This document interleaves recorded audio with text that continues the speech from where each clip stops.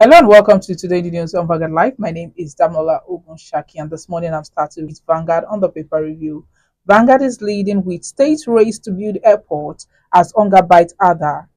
As Onga ravages the land, governors compete to build airports, spend 181 billion naira. Airports built by states not viable, that's according to experts and ex-FAN MDs. Note: revenue generated can't maintain airports, which put more burden on FAN. Asks federal government to stop granting license to governors on airport development. You can see that story on page 14 of Vanguard newspaper. And on page 8, OB, I have received over 200 death threats. That's according to APC spokesman MORKA. We won't dignify MORKA's claim with response that's coming from obedience. Influx of bandits will be checkmated. That's coming from police and Amotekun commanders, also OPC. You can see that on page 10. On page 6, alleged $2.1 billion fraud. Court strikes out abuse of office charge against Emefiele. On sport, page 31, rage over Super Eagles' new coach. Above the banner, on page 5, businessman asks a court to reverse sale of his 43 million shares to telecom firm. Federal government won't approve 100% tariff increase for telcos. That's coming from Minister on page 22. Wike Fubara. Others should work with ATA-led committee. That's according to Pandef. And lastly, on Vanguard newspaper on page 9, I grew from Almajiri school to become CEO of NNPCL. That's according to MELE Kyari, as Okupe apologizes to Kyari over past comments on NNPCL. The Guardian this morning's top story says anxiety as execution of federal government's free Caesarean section initiative stalls. You can see that on page 6. And on the page 3, we have federal government criticized over jumbo perks for military, politicians, and others. Students stay away in Calabar despite school resumption. That can be seen on news page 29. EFCC detains probes 10 operatives from Lagos Command for theft. No plan to revive Nigeria air deal with Ethiopian Airlines, federal government clarifies. National Assembly condemns poor 2024 budget execution, demands urgent reforms. Bauchi government budgets 400 million naira to procure 6 computers for SSG's office. Telcos get a tariff hike as federal government receives a sustainability report for KMPG. That can be seen on business page 15. And on business page 16, we have Adedipe Bismarck project modest 27% inflation rate by year end. Now the Punch newspaper. The Punch is leading with federal government line 9 billion naira e-border project fails to stop bandits and illegal aliens. Illegal Niger Cameroon immigrants infiltrate Jigawa, Taraba, Overs, borders automated, insists Interior Minister. On page 14, Air Chief celebrates a NAF engineer for reviving moribund aircraft. Backbiters behind my kangaroo impeachment, that's according to Makinde's ex-deputy. EFCC detains 10 officers for stealing cash and gold exhibits. Tension rises as gunmen kill 18 in Imo communities. That can be seen on pages 4 and 5. Above the banner, court orders for feature of 228 million naira linked to ex-Governor Orji. Ganduje tackles Obi as APC spokesman receives 200 death threats. Emefiele loses bid to stop $4.5 billion, 2.8 billion naira fraud trial. That can be seen on page 14. Lastly, on the Punch newspaper, Jakpa Agbiru Eba. 17 other Nigerian words added to Oxford Dictionary. You can see that on page 7. Now, the Nation newspaper. Nation is leading with federal lawmakers seek more funding for 2024 capital projects. Court orders interim for future of 228.4 million naira traced to ex-Abia Governor Orji. You can see that on page 28.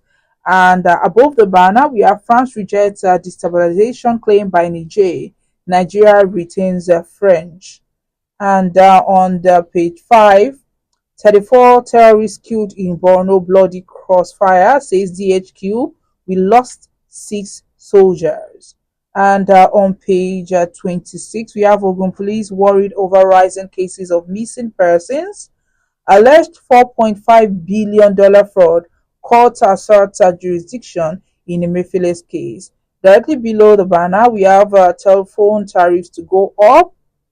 I rose from Almajiri to become NNPCL boss, says MELE KYARI. Lastly, on the Nation newspaper, legal fireworks over Ohaneze election. That can be seen on page 3 of the Nation newspaper. And that's what we have on the front pages of the dailies this morning. Join us after the break with our guest. Okay. Welcome back. If you are just joining me, this is Today the News on Vanguard Live. My name is Damlola Ogunshaki. Joining me to analyze the stories on the front pages this morning is Mr. Oludare Mayowa, publisher of Global Financial Digest. Good morning, Mr. Mayowa. Yeah, good morning, Damlola. Thanks for having me today. Yes, and you're welcome. Now let's talk about the fact that the governors now are more focused on building airports, despite the fact that there's hunger in the land. What do you think about this? Thank you very much.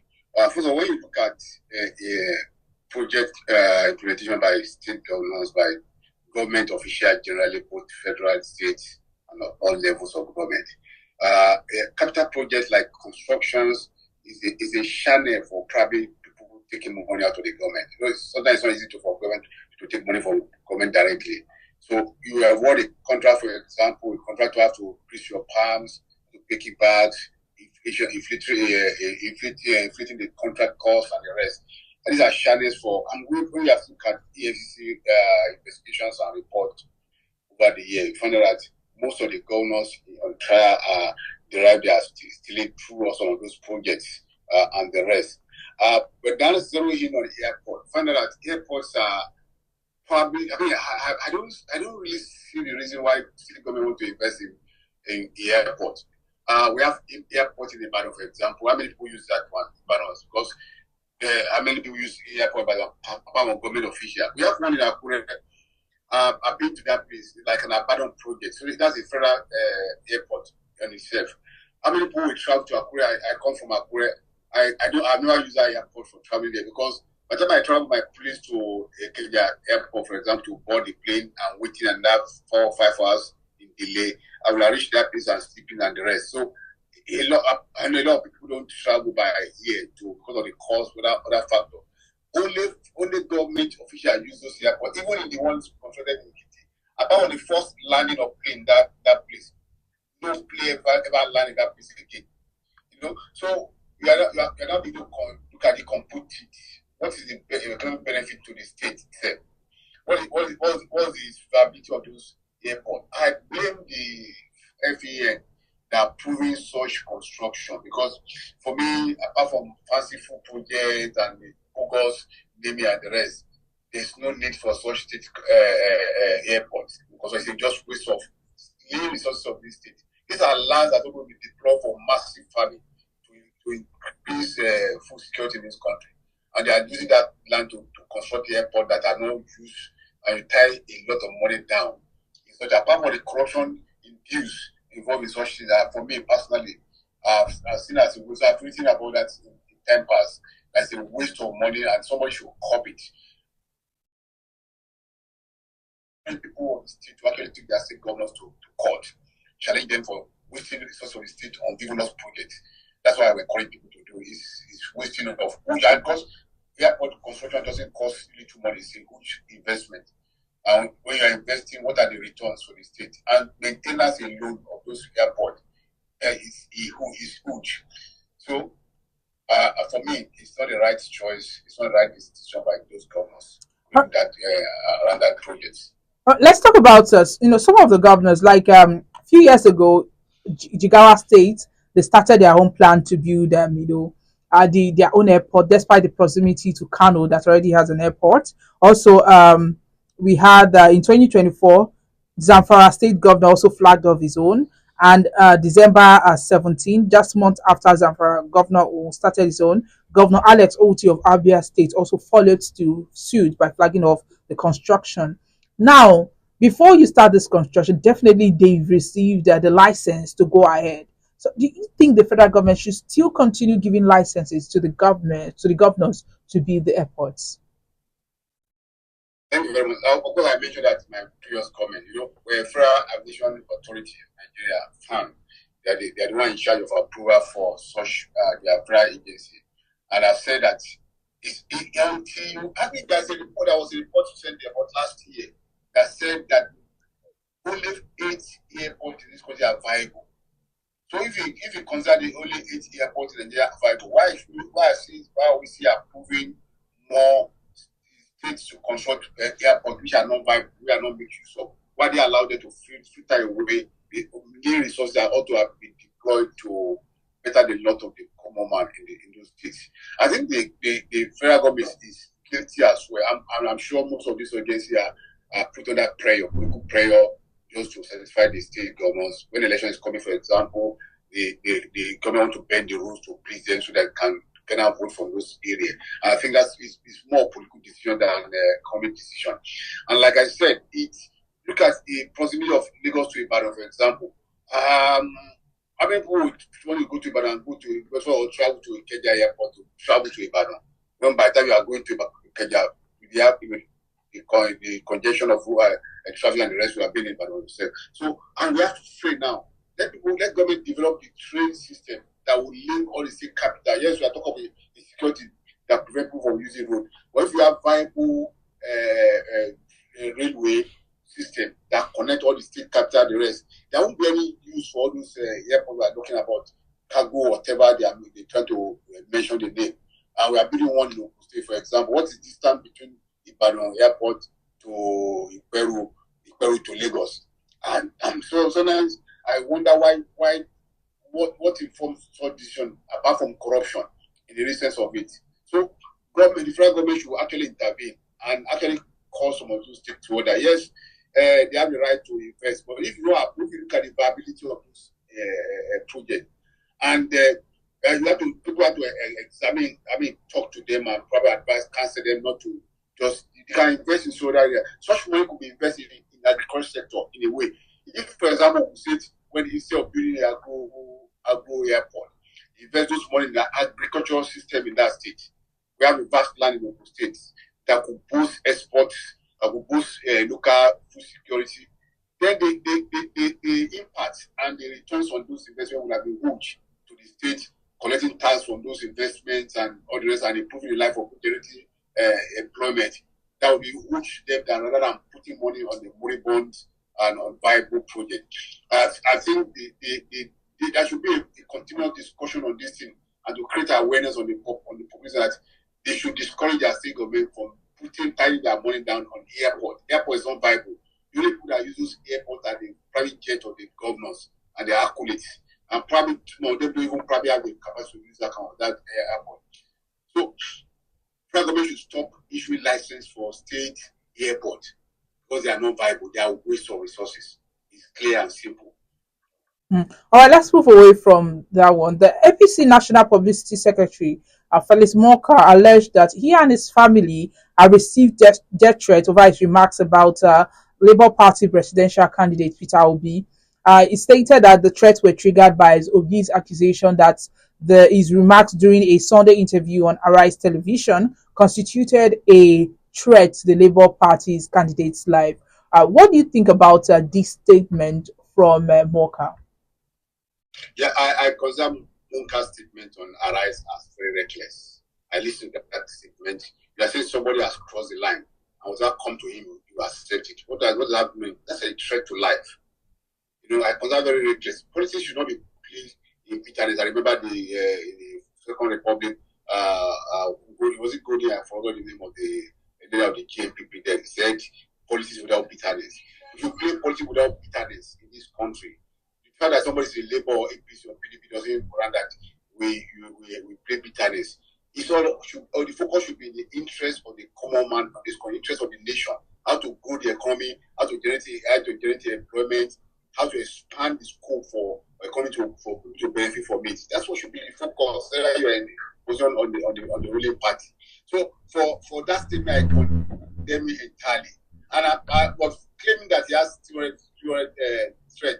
Those probably could be supporters or whatever. I don't believe him anyway. Probably that you lessen the condemnation on them on that. I don't believe that you get threat from any other version. But for me, it's a reckless statement that should be condemned by all and sundry. Politicians should not resort to such threats in the life of people because they make comment, they make their own opinion about what is going on in the country. You can still condemn those comments against the government, comment in a decent language, in a decent manner, without resorting to threat. It's very clear. It's very clear threat to life. I listened to it. I watched it. I was saying, no, we don't need it. Nigeria should pursue, people in government should pursue peace and should engage their opposition in a clear-minded position that present their position against whatever the opposition has put. Everybody want their position, and opposition keep the government on their feet to do the right thing. So why should we threaten? Why should we issue a threat? It may not mean it that way, but this language he used constitutes a threat to life. And other issue should be man enough to reverse it and to recall that it does was what he meant, and let peace reign. So are you saying that political figures should moderate their rhetorics to avoid escalating? Escalate tension in the system. Yes. Yeah. They should moderate their comments. You can engage your opposition. Even when they criticize the president, you can engage them facts and figures to debunk their position rather than just being reckless with a statement against them. I say we should play the same policies, all in the interest of the nation, and to reduce tension in this country. We are going through a lot of hardship, a lot of difficulty, than people to engage in big bad that raise the tempo of tension in the country. All right. So how do you think Peter Obi and the Labour Party should respond to these allegations, and also the obedience that have been those are because these allegations definitely is to those supporting the Labour Party presidential candidate? How do you think they should respond to this? No, I think the other parts too, they should mellow down in their condemnation. Yes, threat to life, because when they threat to life, you don't take it lightly, because from political issue of Nigeria, we are seeing people killing across the nation, in Lagos, in the rivers, across the nation, across the place. We are seeing killing of oppositions in the government and the rest. So threat to life of an opposition should not be taken lightly. But again, we should be able to manage our communication, not to stir up anger, not to raise up the tension against the system. So our appeal to obedience, our appeal to the Labour Party to moderate their own response to such threats. Such treatment. Since the man has recanted, I think we should let the civil life and so that we can reduce tension. Nigeria is going through a lot of difficult time. We should not add tension to it. We should not add a number of issues that will stir up tension and crisis in the country. So both parties should mellow down. Since the president said that this, I didn't mean that, as recanted his words, I think both parties should now mellow down and reduce the tension in the country. All right, let's talk about MELE KYARI, the group chief executive officer of the Nigerian National Petroleum Company. He expressed gratitude to Allah for the privilege to grow from an Almajiri school pupil into becoming the head of NNPCL. Now, that was in his birthday appreciation yesterday. What do you think about this? But that was a great inspiration, really. When you know what Almajiris are known for, I've been to North, I've been to many parts of the North. In some part of the North, when you are eating a restaurant, for example, and these people come around, just for you to wash your hand, you have packed your food and put in that plate. Almajiri people, they are supposed to be Islamic students learning about Quran and rest. But most of the scholars, their teachers, use them as a base to raise money to feed their family. So they say they have to go and beg to bring money to keep up the scholars. And they have been told they have been bastardized, rather than focusing on Islamic education, which they are ought to have been. The reason why they are sent to those scholars. They are not turned to beggar, they are not turned to nonsense in the country. So for someone to arise from that level into the peak of a career in energy industry, in a corporation like NNPC, that's a commendation, that's an inspiration for people that speak to the youth, our youth, that they can become empty in life if they are determined and they are focused on their. There are many Almajiri in this country today.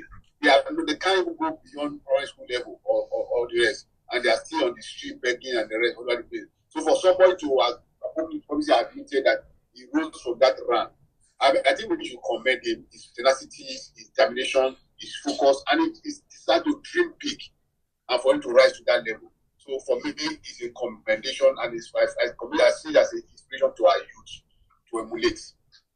So what does his story, Kyari's story, mean for the perception of the Almajiri system in Nigeria? I think for people like Kyari and the rest who probably has this kind of story to tell, I think they should do more to reform the Almajiri scheme in such a way that now those who are in that, those who are go to that system, will have hope that one day they equally will also rise to a level in this country. So I think he and others should invest more in trying to reform the system and cleanse the image of Almajiri in this country, so that people will not longer be seen as Almajiri as a beggar, as nuisance, and committing, whatever thing in the society. I see them as just people who are unfortunate to find,